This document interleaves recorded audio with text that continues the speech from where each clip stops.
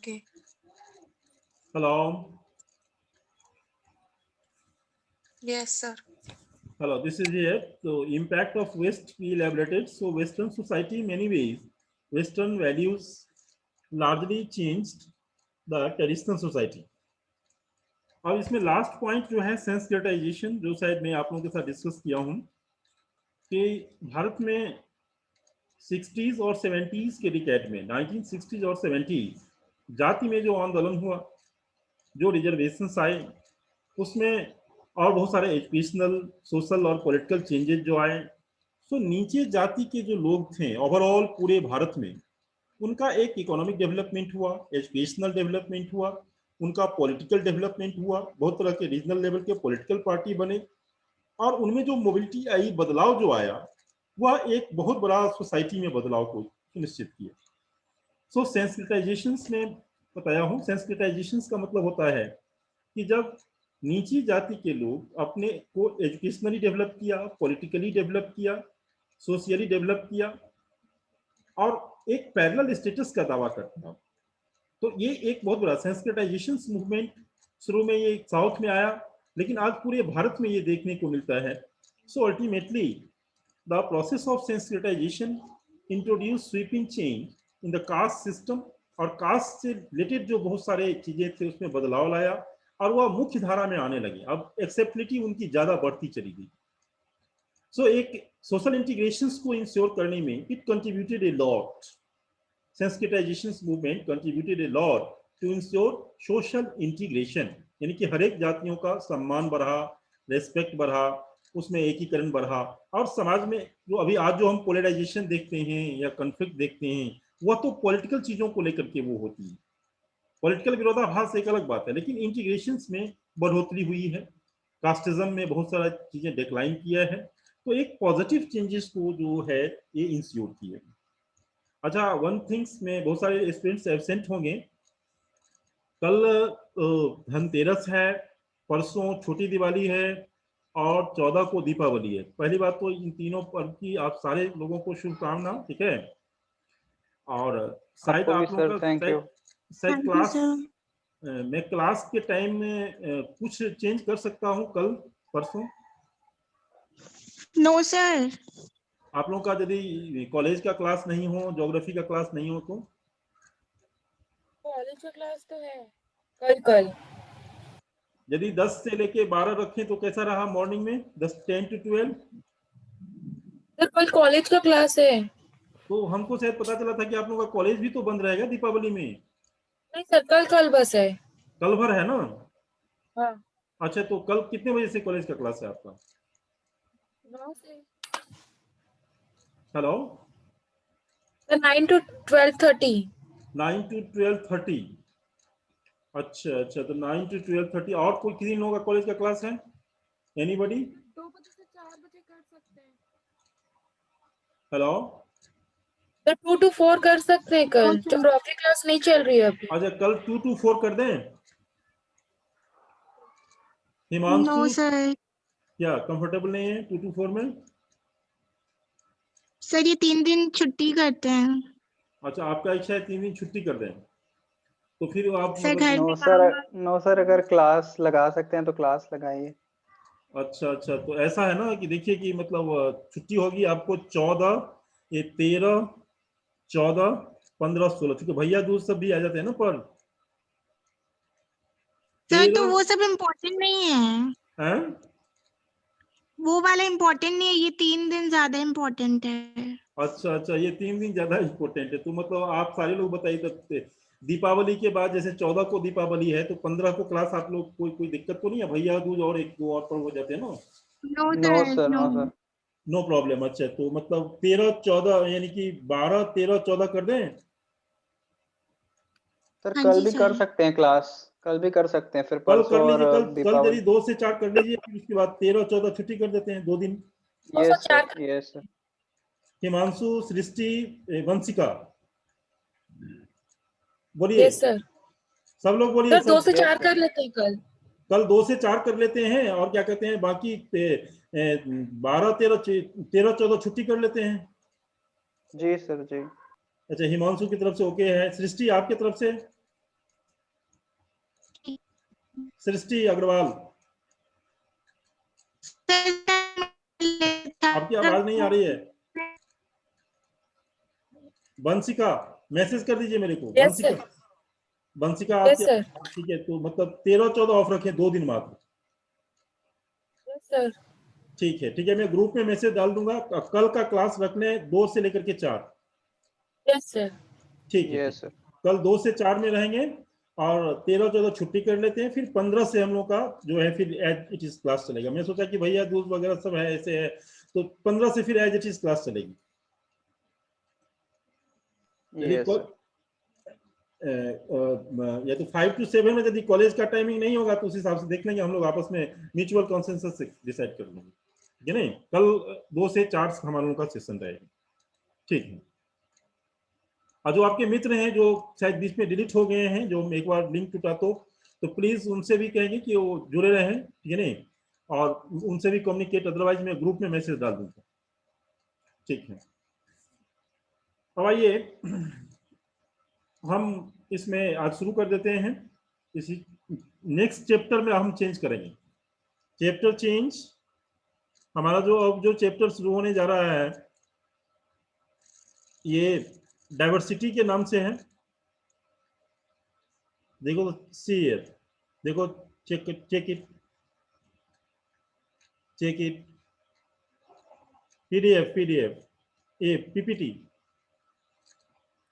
PPT share please share. Sir अभी नहीं आया है, वही आ रहा पुरानी वाली मैं स्लाइड भेज ही रहा हूँ अभी। ओपन। पीपीटी डाइवर्सिटी के नाम से है, diversity share PPT. Yes, this is here, stop. Yes sir. आप लोगों को ये यूनिट, अब हम दूसरा चैप्टर शुरू कर रहे हैं। इस chapter name is diversity. Diversity में की पॉइंट्स के अंदर में हम देखेंगे, इलेबरेट करेंगे। पहला कास्ट डाइवर्सिटी है, first point. India is a country of diversity and unity in diversity is the unique features of Indian society. Diversity is not our weakness, diversity is our beauty. जितना अलग अलग जो हमारे culture के, हमारे religion के जो कलर हैं, रंग हैं, टाइप हैं, ये हमारे देश की यूनिकनेस यही है। तो ये कभी भी वीकनेस नहीं है और ये प्रॉब्लम नहीं है, ये इशू नहीं है, बल्कि ये इंडिया की ब्यूटी है। Cultural diversities, religious diversities, linguistic diversities, बहुत सारे सोशल डाइवर्सिटीज। इसमें हम पॉइंट फॉर्मेट में एवरी डाइवर्सिटीज विल डिस्कस। यहाँ से क्वेश्चन भी आए हैं, तो सारे क्वेश्चन को हम रिलेट करेंगे। तो पहला कास्ट डाइवर्सिटीज की बात हम करेंगे। The first point under is caste diversity. और कास्ट डाइवर्सिटी में हमें ज्यादा कुछ बताना नहीं होगा, क्योंकि मैं आप लोगों को वर्ना सिस्टम एक्सप्लेन कर दिया हूँ, कास्ट सिस्टम एक्सप्लेन कर दिया हूँ। उसी पॉइंट को यहाँ आप इंटरकनेक्ट कर लेंगे कि वर्ण व्यवस्था, वर्ण सिस्टम की उत्पत्ति कैसे हुई, कितने प्रकार के वर्ण हैं और जाति कितने प्रकार के हैं, क्या क्या उसमें कितनी सारी कास्ट हैं, हजारों कास्ट हैं लगभग ऑक्यूपेशन के आधार पे। फिर वर्ण व्यवस्था मूल रूप से 4 वर्णों में हमारे समाज को डिवाइड करता है। वर्ण से जाति की कैसे कैसे निकलते हैं, तो जो मैं कास्ट सिस्टम में पहले ऑलरेडी डिस्कस कर चुका हूं, उन्हीं कॉन्सेप्ट को यहाँ कास्ट डाइवर्सिटी में आप इंटरकनेक्ट कर लेंगे तो सारे ये पॉइंट कंप्लीट हो जाएंगे, ठीक है। इसमें डिस्कस करने की जरूरत नहीं है। जो आप प्रीवियस नॉलेज पढ़े हैं, जो आपका विजन कास्ट पे बना है, you should connect it here. Second है religious diversities. In religious diversities whatever the point we discuss, जिसमें कि हम सिया, सुन्नी, हिनायान, महायान, हर एक धर्म के सेक्ट की बात किया था, उसको कनेक्ट करते हुए फर्स्टली उसको आप कनेक्ट करेंगे कि हिंदुइज्म में जैसे मैंने वैष्णवाइट, सेवाइट ये सब बताया था, उसको यहाँ पे कनेक्ट करते हुए फिर देखेंगे कि पॉपुलेशन वाइज इनकी रेशियो कुछ डेटा में यहाँ दे रहा हूँ आप लोगों को। जैसे भारत में हिंदू 80%, 2011 बेस सेंसस है, लेकिन 3 साल पहले, 2 साल पहले क्या हुआ है कि 79.8% आ गया हिंदू पॉपुलेशन हमारे देश में। इसको लेकर के विवाद हुआ था कि हिंदू पॉपुलेशन घट रहा है। बहुत सारे संगठन ने कहा कि जो विश्व हिंदू परिषद की हर एक हिंदू अब 4 बच्चे पैदा करेंगे, कंट्रोवर्सी हुआ। फिर पॉपुलेशन पॉलिसी लाने की बात हुआ, यानी कि हिंदू पॉपुलेशन 80% से भी कुछ 3-4 पॉइंट नीचे आ गया, ठीक है। भारत में दूसरा जो सबसे जो मेजर रिलीजियस ग्रुप है, हिंदू मेजोरिटी हो गए। मुस्लिम की पॉपुलेशन 2011 बेस सेंसस के अकॉर्डिंग 13.4% मुस्लिम पॉपुलेशन है भारत में, जो कि हर एक राज्यों हर एक जगह फैले हुए हैं ये पॉपुलेशन। तीसरा जो नंबर पे है वह है क्रिश्चियन। थर्ड मेजर जो ग्रुप है भारत में वह है 2.3%। भारत में जो क्रिश्चियन का जो डोमिनेशन है आपको गोवा में, केरल में, कुछ बॉम्बे में और ऐसे स्प्रेड है नॉर्थ ईस्ट में ज्यादातर जो मेजोरिटी, जैसे मणिपुर, मिजोरम, यहाँ पर में अधिक से अधिक पॉपुलेशन क्रिश्चियनिटी को अडॉप्ट कर लिया है। वो आर कन्वर्टेड क्रिश्चियन, मिशनरी से जो कन्वर्टेड हुए। फिर जो इसमें जो क्रिश्चियन के बाद ग्रुप है वो है सिख की पॉपुलेशन इंडिया में 1.9% है टोटल। डोमिनेटेड स्टेट जो है पंजाब माने जाते हैं, पंजाब है। तो सिख पॉपुलेशन और भी पूरे भारत में जगह जगह स्प्रेड है, बट पंजाब डोमिनेशन है पंजाब का। उसके बाद बुद्धिज्म 0.8%। 0.8% यानी कि इनका कंसंट्रेशन आप देखेंगे तो हिमाचल प्रदेश, उसके साथ साथ अरुणाचल प्रदेश में भी कुछ बुद्धिस्ट मॉन्क सब रहते हैं, और अलग अलग पार्ट्स में आपको मिल जाएंगे, कुछ गुजरात में भी मिल जाएंगे और जगहों पे मिल जाएंगे। और उसके बाद जैनिज्म का पॉपुलेशन जो है वह 0.4%। ठीक है। और देखें कि भारत में इतने सारे रिलीजियस डाइवर्सिटीज और इसमें अलग अलग ग्रुपिंग्स, अलग अलग समूह। क्वेश्चन एक पारसी कम्युनिटी से भी है। पारसी कम्युनिटी का, क्योंकि जियो पारसी स्कीम एक भारत सरकार चलाया। भारत में पारसी का कंट्रीब्यूशन हमारे उद्योग में, इंडस्ट्री में, एंड दादा भाई नौरोजी पारसी थे और उन्होंने नेशनल फ्रीडम मूवमेंट में बहुत अच्छा रहा। लेकिन आज उनकी जनसंख्या इतनी कम है, इतनी उनकी पहचान, आइडेंटिटी इतनी कम है और जनसंख्या कम है कि उनका हमारे देश में इतना बड़ा कंट्रीब्यूशन रहा है, चाहे वह बड़े साइरस मिस्त्री हो, टाटा हो, ये बड़े बड़े उद्योगपति हैं, या फिर दादा भाई नौरोजी, उनकी योगदान इतना रहा है कि भारत सरकार ने उनके पॉपुलेशंस को और अच्छे खासे फलने फूलने के लिए जियो पारसी योजना शुरू कर रखी है कि आप भारत में और जनसंख्या बढ़ाइए, अच्छे से रहिए। मतलब उनको प्रमोट किया जा रहा है, समझ लीजिए। उनमें पॉपुलेशन की बहुत ही कम जनसंख्या है भारत में, जबकि उनका योगदान बहुत अच्छा है। तो मेजरली कि these are the major religious group Bharat में है। और ये इंडिया की, इसके अलावा जैसे में डाइवर्सिटी में आप देखेंगे कि जनजातीय हैं 6.7% लगभग भारत में। ट्राइबल लोग जो हैं उनमें एनिमिज्म और अलग अलग प्रकार के धर्म होते हैं, उनकी अपनी एक अलग धर्म। तो these are the religious diversities. और इस डाइवर्सिटीज को एक करने में, सबको एक सूत्र में जोड़ने में, एक इंडियानेस की जो पहचान है उसको कायम करने में the concept of secularism is very very important. इसीलिए इतनी सारी रिलीजियस धर्म के लोगों को एक साथ जोड़ना, एक राष्ट्रवाद से जोड़ना, भारतीयता से जोड़ना, जिसके लिए संविधान में क्या कहा कि कॉन्सेप्ट आया कि सेकुलरिज्म का, धर्मनिरपेक्षता के रास्ते से इनको जोड़ा गया। फिर इसमें ट्राइबल डाइवर्सिटीज की हम बात कर रहे हैं। ट्राइबल डाइवर्सिटीज, नेक्स्ट पॉइंट में आपको पीपीटी भेज रहा हूं।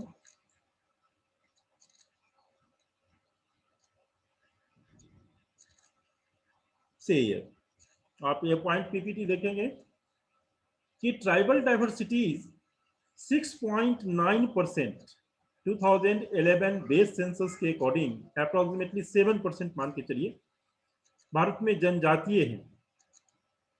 अब जनजातीय का मतलब ट्राइब जो है, they are the most primitive aboriginal people. Bharat में सबसे जो ज्यादा जनसंख्या में ट्राइबल लोग हैं वह मध्य प्रदेश में रहते हैं। मध्य प्रदेश का गोंड जनजाति जो है भारत का सबसे बड़ी जनजाति है, गोंड और भील। छत्तीसगढ़ में भी डोमिनेटेड है, इनकी डोमिनेशन अच्छी है। डिवीजन के बाद जो बस्तर वगैरह का जो एरिया है वह छत्तीसगढ़ में जो ट्राइबल बेल्ट है, सुकमा और जो ऐसे जो नेक्सलाइट बेल्ट है, वो ट्राइबल डोमिनेटेड एरिया है, ठीक है नहीं। वहां पर में भील ट्राइब, गोंड ट्राइब, ये ट्राइब सब, ये जो सलवा जुडूम जो शुरू किया गया था, आप लोग सुने होंगे, आपके छत्तीसगढ़ से ही शुरू किया गया था। सलवा जुडूम गोंडी भाषा का शब्द है। वो जो विश्वकर्मा, क्या नाम था, महेंद्र कर्मा, महेंद्र कर्मा जो था कांग्रेस के लीडर, उन्होंने ही सलवा जुडूम शुरू किया था। जानते हो सलवा जुडूम, हिमांशु? नहीं सर, अवेयर नहीं हूँ मैं। अवेयर नहीं? छत्तीसगढ़ से हो? Yes sir. सर वर्ड पता है, लेकिन टर्मिनोलॉजी पता है, लेकिन उस समय इतना अवेयरनेस नहीं था। और चलो अब सीखो। अब सलवा जुडूम, महेंद्र कर्मा का नाम सुने हो? जी सर जी। उसको गोली मार दिया गया था, क्या कहते हैं, यहाँ से 4-5 हाँ साल। सर, वो विद्याचरण शुक्ल वगैरह लोग के विद्याचरण साथ। शुक्ल, हाँ। तो वो क्यों मारा, क्यों मारा? उन्होंने सलवा जुडूम को चलाया था, ठीक है नहीं? सलवा जुडूम था क्या कि लोगों को मतलब अपने सेफ्टी के लिए, नक्सलाइट से बचने के लिए सबको हथियार देना। सब राज्य सरकार, रमन सिंह ने उनको, रमन जो है, क्या नाम था वो चीफ मिनिस्टर, वो, सर डॉक्टर रमन सिंह। हाँ, उन लोगों ने समर्थन किया था और सुप्रीम कोर्ट ने सलवा जुडूम को बैन कर दिया था कि नहीं, ये अनकॉन्स्टिट्यूशनल है कि आप जनता हर एक आदमी हथियार लेके चलेगा, सेफ्टी देना स्टेट का काम है। तो सुप्रीम कोर्ट ने बैन किया। तो सलवा जुडूम में ये जो कांग्रेस के अपोजिशन के लीडर थे महेंद्र कर्मा उस समय में, और इसीलिए इसको टारगेट किया गया था, और इसीलिए विद्याचरण शुक्ल और कांग्रेस लीडर सबको मारा गया। तो दिस इज हियर ट्राइबल जो है, गोंड ट्राइब हो गया, हमारे यहाँ भील ट्राइब है। फिर क्या कहते हैं, आपको नॉर्थ ईस्ट में आप चले जाएंगे तो बहुत ही यूनिक ट्राइब सब, जैसे मेघालय में जो खासी और गारो है, बड़ी यूनिक ट्राइब है। उसमें मैट्रिलिनियल सिस्टम है, यानी कि मैट्रिलिनियल सिस्टम में फादर का कुछ नहीं चलता, माँ का पास पावर, अथॉरिटी, जमीन के जायदाद सारे बेटियों के नाम होते हैं, नहीं? उसके बाद कुछ ट्राइब जो कि पीटी में काफी इंपोर्टेंट है, जो कि पूछे गए, जरवा और ओंजे, ये अंडमान निकोबार में पाए जाते हैं, बहुत ही कम है। ये निग्रिटो प्रजाति के होते हैं। निग्रिटो क्या मतलब, वो अफ्रीकन हबसी जैसे उनके कलर होते हैं, बाल होते हैं। अभी एक अमेरिकन को मार दिया था अंडमान निकोबार में, जिसको लेकर के जरवा और ओंजे जनजाति काफी चर्चा में रहा, ठीक है नहीं? तो भारत में ऐसे ऐसे ट्राइब हैं, ऐसी ऐसी जनजातियां हैं जो एक विविधता लिए हुआ है। पूरे आप चले जाओ तो, आप, मैं जाता हूँ पढ़ाने के लिए, मैं आसाम जाता हूँ, मैंने अरुणाचल प्रदेश गया है, मैंने मिजोरम तक जाके पढ़ाया है वहाँ के बच्चों, ट्राइबल जनजातियों को। तो जब बड़ी यूनिक कल्चर उनकी देखने को मिलती है, नहीं? जैसे मिजोरम में नीसी जनजाति है, यहाँ पे क्या कहते हैं अरुणाचल प्रदेश में आपातानी जनजाति है, उनकी अपनी एक अलग कल्चर है।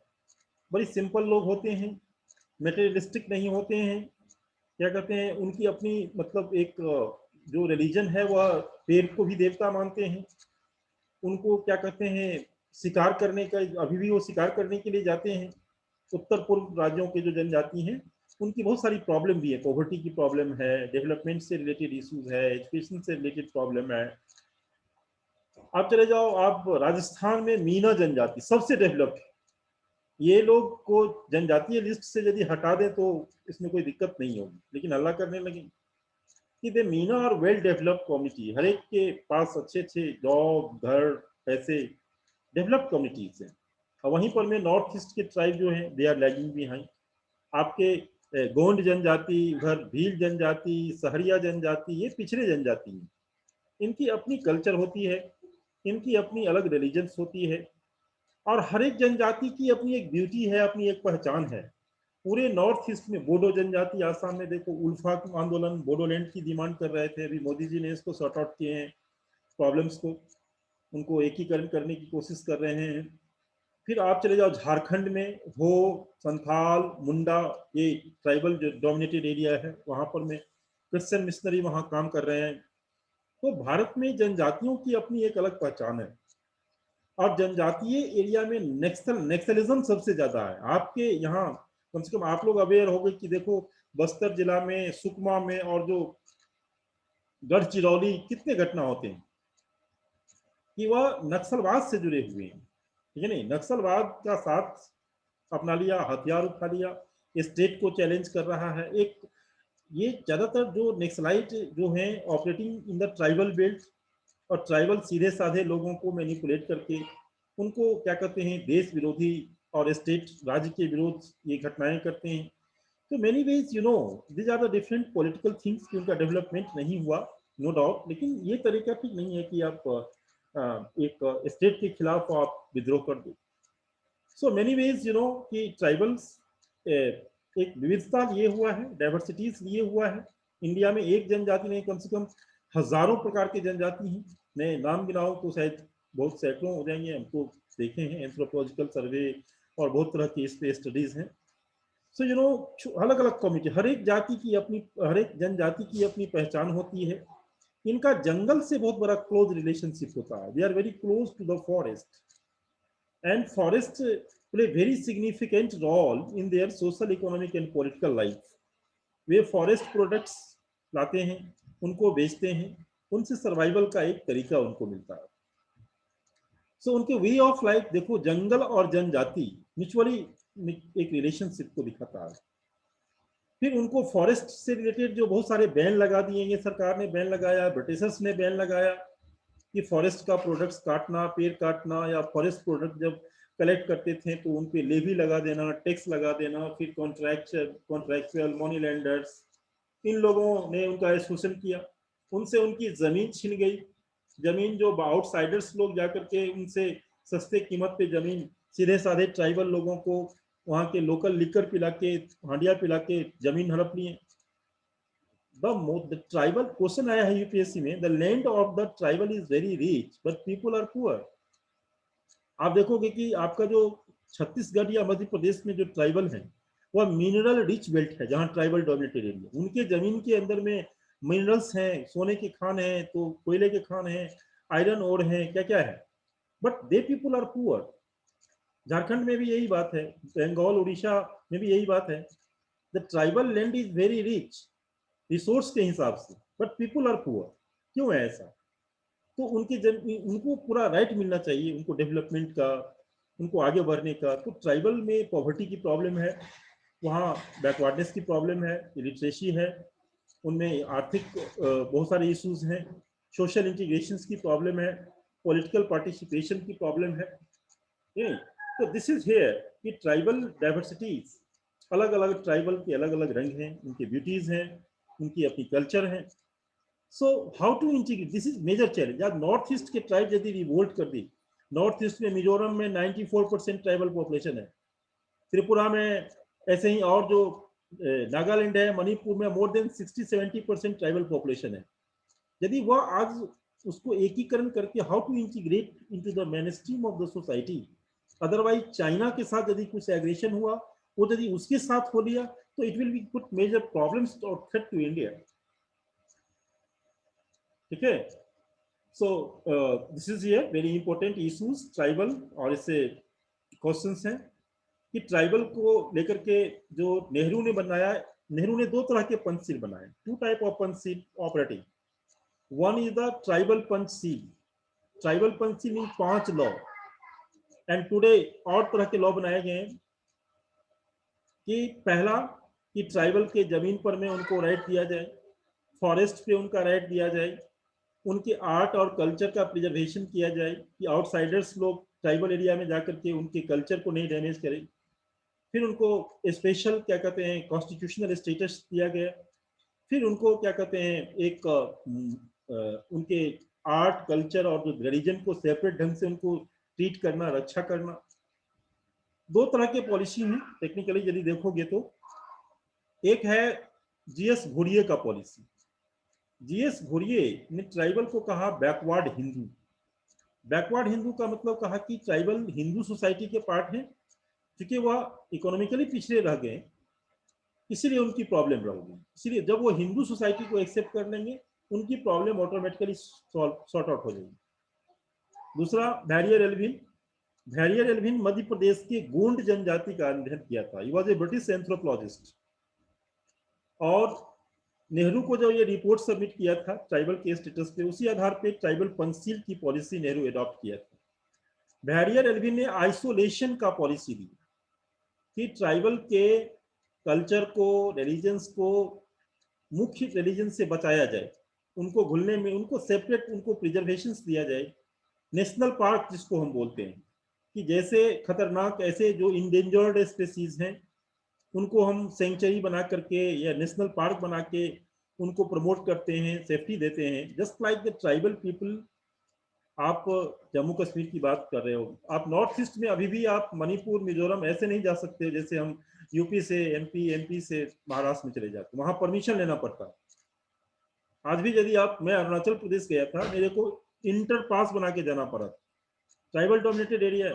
सो हियर यू नो कि उनके ये पॉलिसी है सरकार का कि बाहर के लोग वहां जाके उनको व्यवसाय नहीं कर सकता, जमीन नहीं खरीद सकता, उनके लाइफ स्टाइल में इंटरवेन नहीं कर सकता ज्यादा। सो this is called national park policy और आइसोलेशन पॉलिसी। आज ये दोनों ही पॉलिसी इंडिया में ऑपरेटिव। नेहरू ने जो पॉलिसी बनाया वो भी ऑपरेटिव है कि आज भी आप मणिपुर, मिजोरम को स्पेशल स्टेटस का दर्जा है, ठीक है नहीं। आर्टिकल 371, आर्टिकल 371 में ए बी सी डी करके है, अलग अलग राज्यों के लिए अलग अलग प्रोविजंस बनाए गए हैं, जिसमें कि आप नागालैंड आप ऐसे नहीं जा सकते हो, बस पकड़ लिया और चलिए। वहां पे जैसे जाओगे बॉर्डर पे आपको रोकेगा, एंट्री पास दिखाओ। कि वहां पर में एक अलग है कि तो आप किस पर्पज से जा रहे हो, क्या कर रहे हो, ये सब पूछेगा आपसे। रोक नहीं, आप जा सकते हो घूमने टहलने के लिए, अब उसको इंटीग्रेट करने की जरूरत है। जब तक ऐसे रहेगा तो ये भी एक इशू करता है, उनको लगता है कि मैं अलग टाइप का हूँ, मेरा रेस अलग है, मेरी रिलीजन अलग है। सो दे पीपल मिसट्रीटेड, समझ अपने आप को समझ लेता है। So major problem is the north east people को integrate, how to integrate the tribes of north eastern India. These are the major issues and major problems। ठीक है, ऐसा करते हैं हिमांशु एंड वंशिका, ठीक है। Hello, yes sir. कुछ क्वेश्चन पूछना है तो पूछो। आज का सेशन यहीं तक रखेंगे, कल हम 2 से 4 में बैठेंगे तो आगे वाला पॉइंट डिस्कस करेंगे। Yes sir. ठीक है, रखा जाए। कुछ पूछना चाहोगे? नहीं सर, अभी तक तो क्लियर है। हिमांशु, इंटरेस्ट लग रहा है क्लास में, अच्छा लग रहा है? जी सर जी। ठीक है, वंशिका आप? Yes sir. ठीक है, कल हम लिंक भेज देंगे, टाइमिंग भेज देंगे, 2 से 4 सेशन में हम लोग रहेंगे, ठीक है। और फिर 2 दिन के बाद, फिर 2 दिन तो बंद रहेगा, उसके बाद फिर कंटिन्यू करेंगे चीजों। आगे वाला पॉइंट हम tomorrow I will discuss it broadly. Sir sociology optional में क्या पढ़ना होता है? देखो सोशियोलॉजी, तुम्हारा बैकग्राउंड क्या है? सर मैं तो साइंस बैकग्राउंड से हूँ। देखो साइंस बैकग्राउंड, हमारे जो 70, मैं सोशियोलॉजी ऑप्शनल पढ़ाता हूँ, 70% स्टूडेंट बीटेक वाले साइंस सोशियोलॉजी ऑप्ट करते हैं, बिकॉज ये कॉन्सेप्चुअल सब्जेक्ट, समझ लिया, यस सर। समझने वाला सब्जेक्ट है, ये रटने वाला और नहीं है। जैसे बहुत सारे सब्जेक्ट होते हैं जो बहुत सारा मेहनत, जैसे ज्योग्राफी हुआ और सब्जेक्ट होते हैं बड़ी स्पेशलाइज हो जाते हैं, थिंकर्स का नाम, डेट, ये सब चीजें, इतिहास में इतना नाम डेट है कि लोग हो जी। इसमें ऐसा नहीं है, इसमें आप जैसे अभी मैं पढ़ा रहा हूँ, आप कॉन्सेप्ट आप समझ रहे हो। Yes sir. तो ये सारी चीज आपको सोशियोलॉजी में थोड़ा सा स्पेशलाइज तरीके से पढ़ना होगा। ये स्कोरिंग सब्जेक्ट है और अभी 8-10 साल से सबसे सुपर नंबर 1 पे यूपीएससी में सबसे ज्यादा रिजल्ट दे रहा है। इसमें बड़ी हमारे डे टू डे लाइफ की घटना होती है, जैसे अभी मैं पढ़ा रहा हूँ, तो तुम लोगों को ये नहीं लगा होगा कि कोई चीज ऐसा है कि जो पहली बार सुन रहे हैं, या कुछ हो सकता है कुछ पॉइंट, लेकिन लगेगा कि हाँ सोसाइटी से रिलेटेड चीजें हम समझे हैं, कभी ना कभी देखे हैं, तो बड़ी ऐसा। Yes sir. तो ये सारी चीजें सोशियोलॉजी जब रखोगे ना, तो उसमें तुमको 90% चीजें तुम्हारे कॉन्सेप्ट में होगा, बट उसको थोड़ा सा स्पेशलाइज तरीके से काम करना होता है। थिंकर्स थोड़ा सा पढ़ोगे, थोड़ा सा राइटिंग एबिलिटी करोगे। इंग्लिश मीडियम है कि Hindi medium? Sir English medium. हाँ, तो इंग्लिश मीडियम है तो sociology is the best choice, ठीक है। सर मेरा पब्लिक एडमिनिस्ट्रेशन और सोशियोलॉजी के बीच में थोड़ा कंफ्यूजन था। अच्छा अच्छा, सोशियोलॉजी लोगे तो मैं मदद कर दूंगा। एक बार सिलेबस देख लो और एक बार एनसीईआरटी का किताब पढ़ के देखो जो भी है मार्केट में, ठीक है। Yes sir. तो I will help a lot. आप माइंड बनाओ, थोड़ा सा एनसीईआरटी पढ़ के देखो, हम समझते हैं कंफर्टेबल रहोगे, और उसके बाद फिर मेरे से सलाह लेना। रखते हो तो आई विल हेल्प यू। हमारे में तो मेरे बुक भी आते हैं क्रॉनिकल पब्लिकेशन से। Yes sir. मैंने बुक लिखा है, मैं 15 साल से पढ़ा रहा हूँ सोशियोलॉजी। Yes sir. ठीक है, yes sir. Okay, we are meeting tomorrow. Thank you sir. Thank you sir. Bye Bansika, we are meeting tomorrow. Yes sir. Bye sir.